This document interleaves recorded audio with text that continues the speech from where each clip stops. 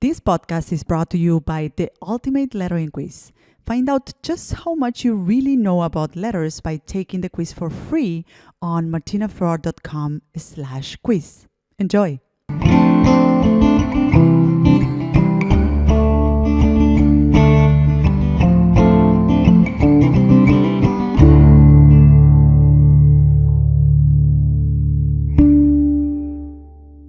Hello and welcome to another episode of Open Studio. I'm your host, Martina Flor, and in this solo episode, I touch on strategies to showcase your art. Doing great work is at the heart of every creative career and is what most artists and designers invest a fair amount of time in. However, that is just one part of the equation. Putting the work out there and getting noticed by the right people is equally important. In this episode, we will discuss 3 strategies that you can use to showcase your work, not just for the sake of it, but in a manner and in a place that connects you with dream opportunities and clients. Enjoy! Hello, and welcome to another solo episode where I discuss on different topics that have to do with the life of an artist and creative. And we not only talk about things that are related with to our creative skills and how to develop our craft, but also we touch on topics that have to do with developing a creative business and how do we make a living around our skills. Today, I'd like to touch on strategies to get eyes on your work. On previous episodes, I was talking about strategies and tactics to develop your skills. And if you have been following my podcast for a while and listen to some other solo episodes, you probably know already that I really believe that developing your skills and really getting really good at what you do should be at the core of a creative business. I believe that as artists, as creatives, the work or our work is the content that we put out there. It's the tool that we use to create impact in the world. And therefore, we should invest a fair amount of time in creating great work, which is not as simple as it sounds, but in really getting to a point where we create amazing work and invest a lot of time in this. Now, in this episode, I want to touch on another important side of that coin, which is showing that work, because I know that many of us artists, we love creating work and we love getting in the zone and just getting in the flow and produce work, because this is what we enjoy doing. We will be doing it anyways, right? Whether there's a client assignment or not, we'll be doing this because we like doing it. We enjoy doing it, right? Now, there's a very important side to this, which is once you create the work, how do you put it out there in a way that it attracts the opportunities that you are trying to attract, or the opportunities that will help you make a living with your skills, right? And there's a myth among creatives and artists, which is, if I build it, they will come. And I've seen, and I have worked with many artists that have this approach to their craft. Okay, if I do it enough, and if I do it good enough, then they will notice me at some point. And I actually believe that there's some truth to this, or I believe that there's some great intention in this approach, which is, hey, if I get really good at what I do, I will stand out in the crowd. And I love it because it means that you want to stand out in the crowd, or these artists that have this approach, they want to stand out in the crowd because of the right reasons, because they are doing great work and they are noticed because they're doing great work. However, this approach, to me, it implies a certain passive attitude in terms of like, okay, if I do it enough, if I stay sitting at my desk producing more work, at some point opportunities will come my way, right? So there is a certain waiting, a certain hope for something to happen.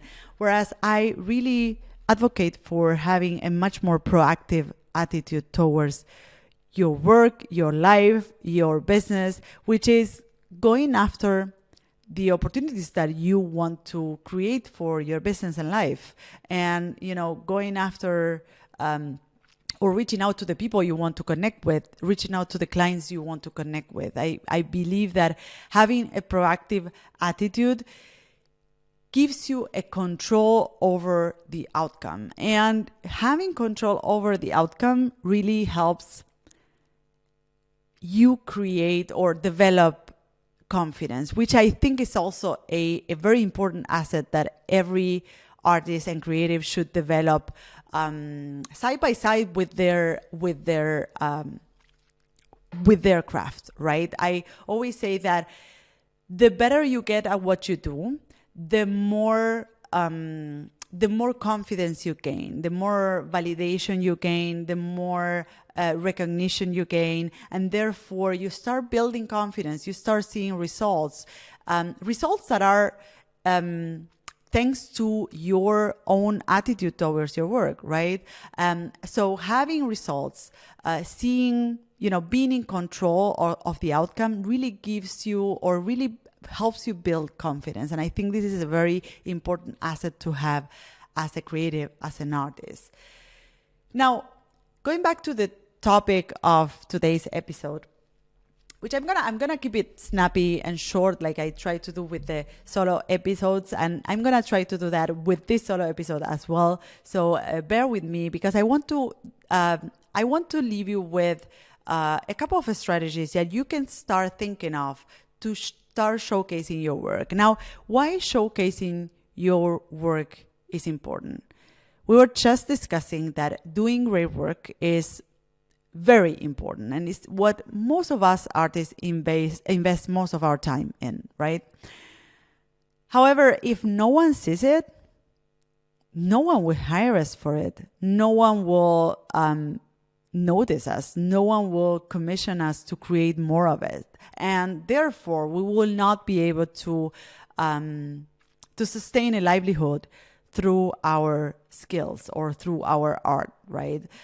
If we are here to build a business around our craft, we need to show our work. We need to show our work, and not just for the sake of showing it, because showing our work is really easy. You have a lot of platforms, a lot of places out there to show your work.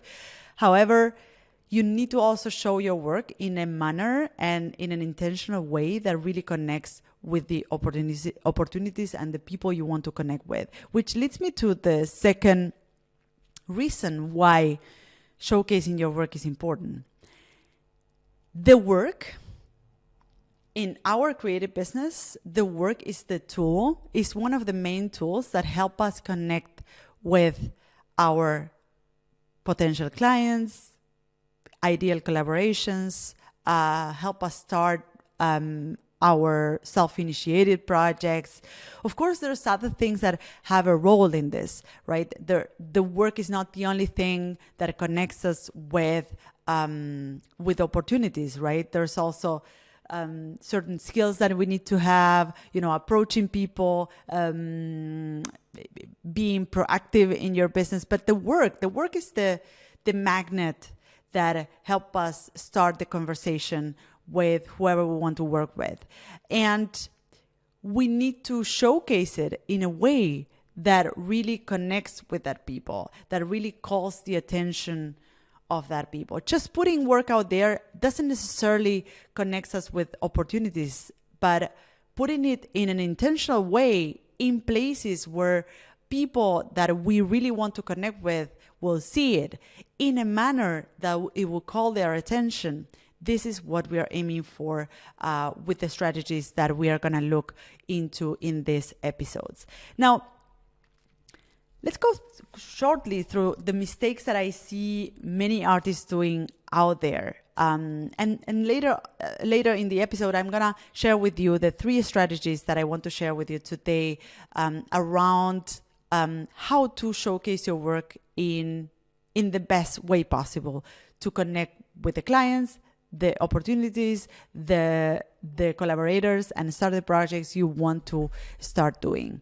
Now, many mistakes that I see, or I see artists often doing the following mistakes, which is they show all of the work they do. They show everything they have done and they currently do without editing. And you might resonate with this thing that I'm going to say right now, but as creatives, we have many different interests, right? As creatives, we are interested in, well, in my case, I'm interested in lettering, but I'm also interested in, pottery, and I might have experimented with this and that, right? And this is part of, our attitude.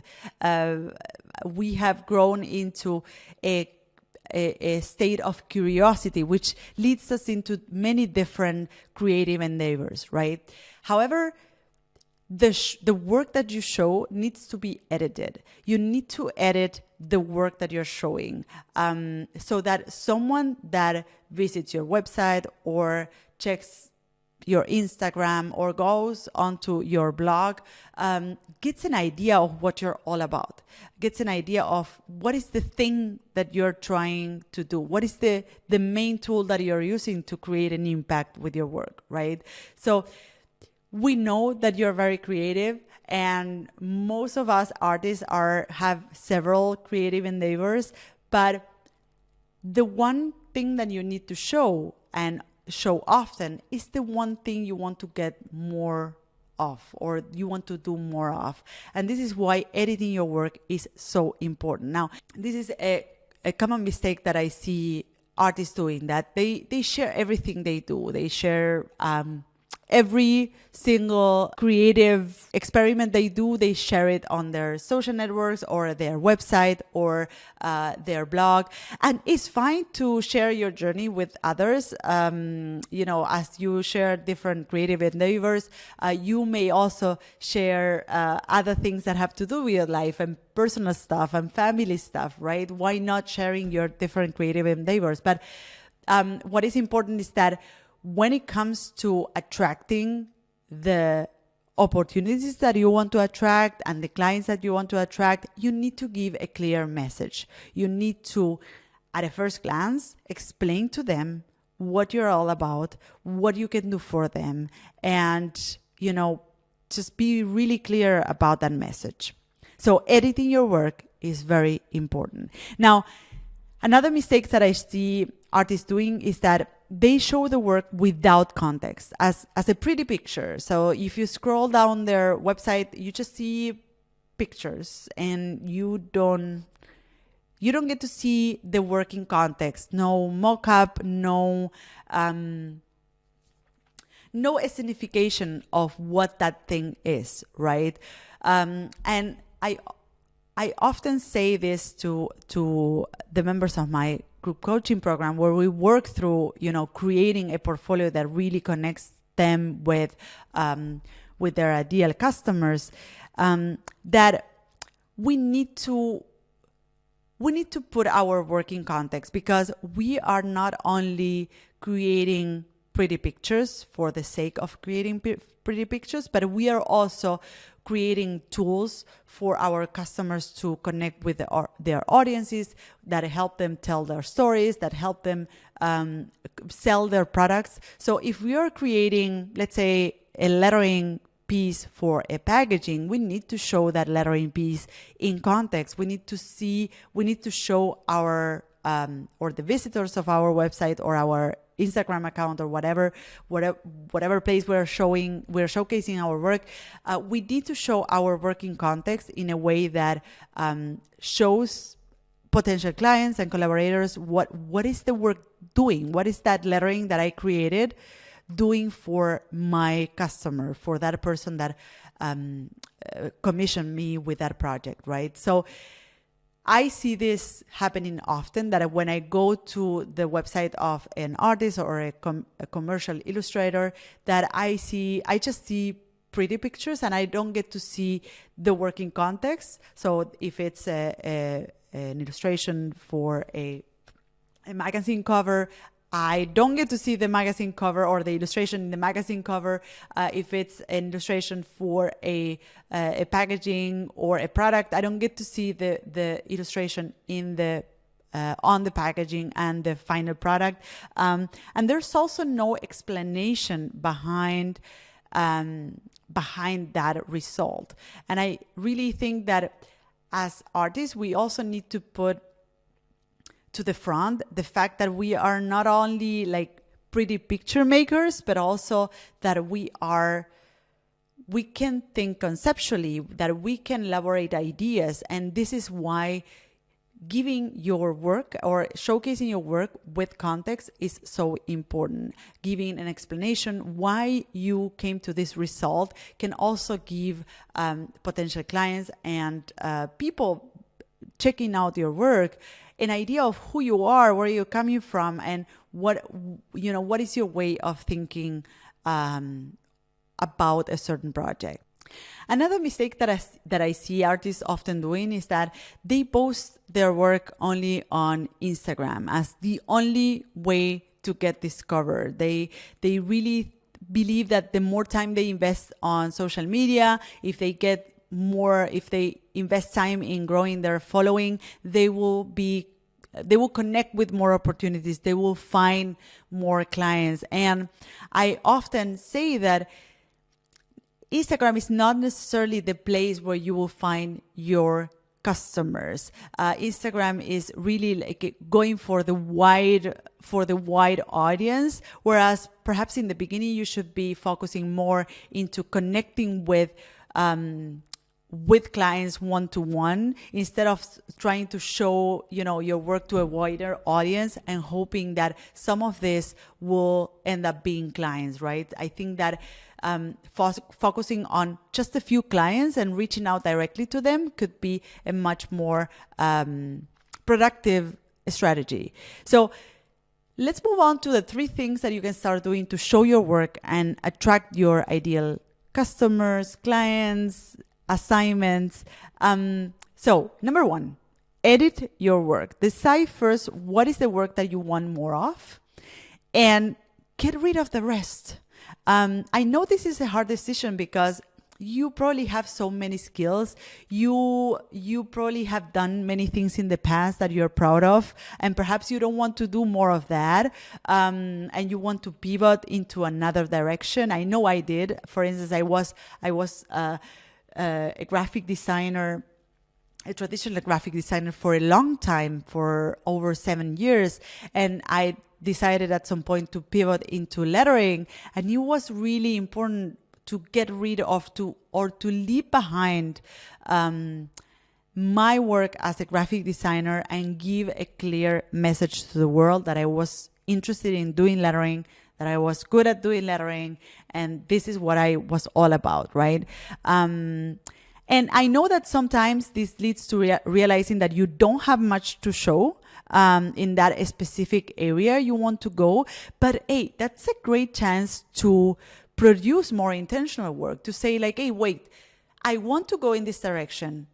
Let's get some pieces of work built in this direction, right? You can create those pieces of work even before having those client assignments, right? And this is something that I advocate among my students. I advocate for among my students in one of my programs, the lettering seminar, which is my hand lettering program.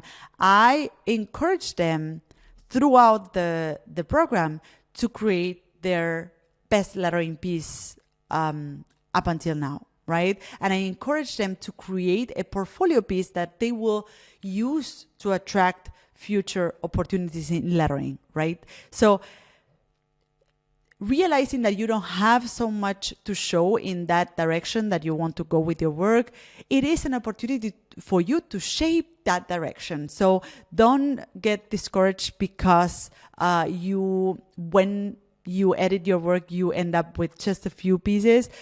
This is a great opportunity for you to build more or to create more intentional work that will connect you with the right opportunities.